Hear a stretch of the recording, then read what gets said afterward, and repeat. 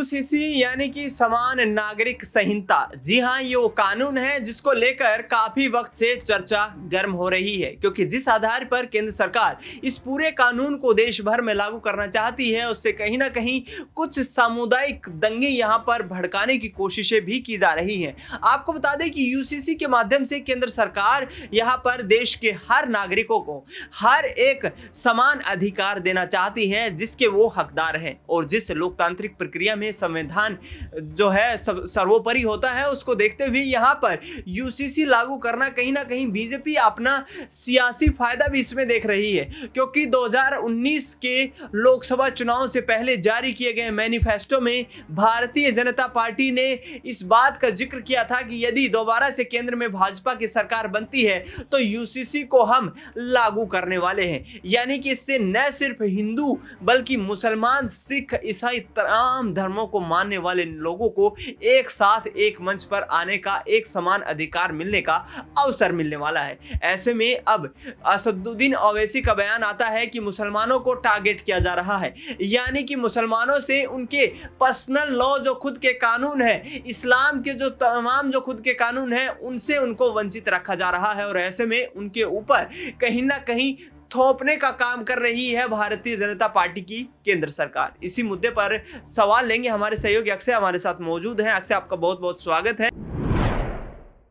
देश की हकीकत हमारे खास कार्यक्रम में पहला सवाल ये रहेगा अक्षय आपसे कि यूसीसी के माध्यम से क्या देश के मुसलमानों को कोई खतरा है? देखिए दिनेश, इस तरह की कोई भी चीज मुझे नजर नहीं आती, क्योंकि अगर आप यहाँ पर देखेंगे संविधान का अनुच्छेद 44A मुख्य रूप से सबसे पहले तो यहाँ पर राज्य का अधिकार देता है। राज्य का तात्पर्य यहाँ पर शासन करने वाली सत्ताधारी दल से या सीधे तौर पर कहे सरकार से, चाहे वो राज्य सरकार हो चाहे वो केंद्र सरकार हो, वो अपने अधिकार क्षेत्र में यहाँ समान नागरिक संहिता को लागू कर सकती है। अब जिसे लेकर कहा जा रहा है कि मुसलमानों के अधिकारों का हनन होगा। हनन आप देखिए किस प्रकार से आखिर हनन हो सकता है। सबसे पहले जब यहाँ 2019 में जब दूसरी मर्तबा मोदी सरकार सत्ता में आई थी, उसके बाद उन्होंने यहां पर कोर्ट के माध्यम से 3 तलाक को निरस्त कर दिया था।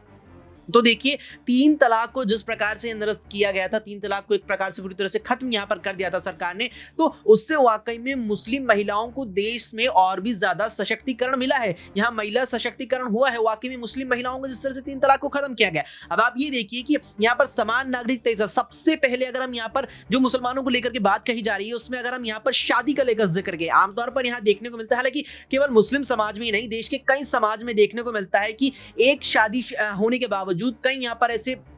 पुरुष होते हैं जो अन्य महिलाओं के साथ भी एक से ज्यादा यहाँ पर शादी रच लेते हैं। अब ऐसे में यूसीसी लागू होगा तो इससे यहाँ पर मुसलमान भी, यहाँ खास तौर पर मुसलमानों को इसलिए कोट किया जा रहा है क्योंकि उनको लेकर के भी यहाँ सवाल उठ रहे हैं कि क्या उनके अधिकारों का हनन है। तो निश्चित तौर पर एक से ज्यादा शादी अब यहाँ ना ही मुस्लिम पुरुष कर पाएगा, ना ही हिंदू पुरुष कर पाएगा, और यहाँ तक कि अन्य किसी भी समुदाय समाज से आने वाला पुरुष एक से ज्यादा शादी नहीं कर पाएगा। तो वाकई में यहाँ पर अब एक समान स्थिति बनती नजर आएगी। तो मुझे नहीं लगता कि यहाँ पर और भी जो यहाँ पर चीजें हैं जो उनसे यहाँ पर मुसलमानों के अधिकारों का हनन हो रहा है। जिस तरीके से अक्षय 2019 से 24 का वक्त आ चुका है और यूसीसी की याद अभी कहीं ना कहीं केंद्र सरकार को आ रही है, क्या चुनावी वक्त में इस माहौल को गर्म करके मुस्लिम समुदाय के वोट बैंक को साधने की कोशिश भाजपा करेगी? क्योंकि जिस आधार पर प्रधानमंत्री नरेंद्र मोदी ने 2019 के चुनाव से पहले ट्रिपल तलाक के मुद्दे पर काफी कुछ अपनी सरकार की पीठ थपथपाई थी और गुणगान किया था, तो क्या यूसीसी को इस वक्त लागू करना सही समय है और ये भाजपा के लिए फायदे का सौदा होने वाला है?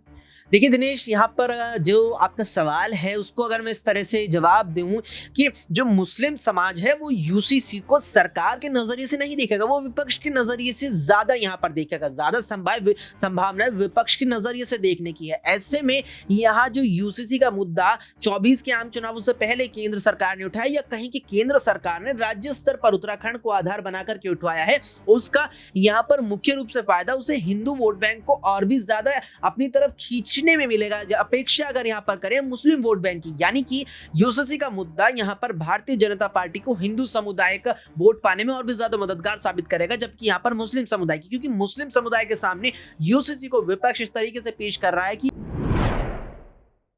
वो उनके खिलाफ है। जैसे कि पहले सवाल में आपने कहा भी कि यूसीसी के अंदर जो तमाम नियम है वो नियम मुसलमानों पर थोप दिए जाएंगे, और उन नियमों को जब मुसलमानों पर थोप दिया जाएगा तो मुसलमानों के जो अधिकार है, जो शरिया कानून है यहाँ पर, उन सब से वे वंचित हो जाएंगे। और हिंदुओं के जो नियम है, हिंदुओं के जो कानून है, हिंदुओं की जो यहाँ पर परंपरा, हिंदू की जो यहाँ पर आजीविका के जो तमाम नियम और कानून है वे यहाँ मुसलमानों पर लागू हो जाएंगे, उन पर थोप दिए जाएंगे। तो ये चीज मुसलमानों को दिखाने की कोशिश की जा रही है विपक्ष के तमाम नेताओं के द्वारा। तो ऐसे में जब 24 के आम चुनाव यहाँ दस्तक दे चुके हैं, द्वार पर खड़े हैं, ऐसे में जब बीजेपी की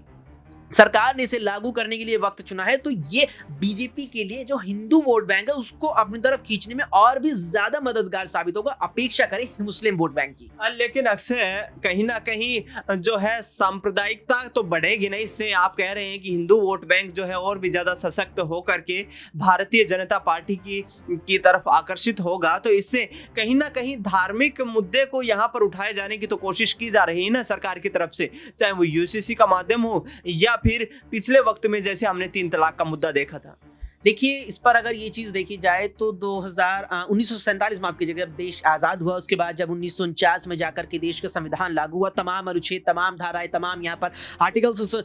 संविधान में शामिल किए गए थे, लेकिन सभी लागू नहीं हुए थे। अनुच्छेद 44 जिसका अब लगातार जिक्र शुरू हो चुका है यूसीसी को लेकर के, तो उस पर मैं कहना चाहूंगा कि उस वक्त बीजेपी की सरकार थी जब यूसीसी का जिक्र यहाँ संविधान में किया गया। जब यूसीसी शब्द, यूनिफॉर्म सिविल कोड, समान नागरिक संहिता, जब संविधान में इसको शामिल किया गया था, कि उस वक्त बीजेपी की सरकार थी? नहीं, उस वक्त जो देश के यहाँ पर जिम्मेदार लोग थे उन्होंने इस बात को जरूरी समझा कि एक वक्त ऐसा आ सकता है, अगर वक्त आने पे जरूरत पड़ी तो यूसीसी को लागू किया जा सकता है। और यूसीसी देखिए केवल मुसलमानों पर थोपने वाली बात नहीं है, यहाँ पर हिंदू समाज में भी होता है। हिंदू समाज में भी कई ऐसे मामले सुनने को मिलते हैं कि एक पुरुष ने शादीशुदा होते हुए अन्य यहाँ महिला के साथ शादी कर ली, या यहाँ पर एक पुरुष शादीशुदा होते हुए यहाँ अन्य महिला के साथ शादी कर लेता है, फिर और ज्यादा यहाँ पर शादीशुदा रिश्ते बना लेता है, तो उस पर भी पूरी तरीके से प्रतिबंध लग दिया जाएगा। लेकिन अगर वर्तमान स्थिति जाए हिंदू समाज में भी, अगर मैं खास तौर पर यहाँ पर बात करूं, तो ऐसे बहुत से मामले हैं जहां एक पुरुष यहाँ 2 या 2 से भी ज्यादा शादियां कर लेते हैं, लेकिन कुछ भी यहाँ पर कानूनी यहाँ कार्रवाई नहीं होती। लेकिन अब ये यूसीसी के माध्यम से ये भी चीज यहाँ पर बहुत ज्यादा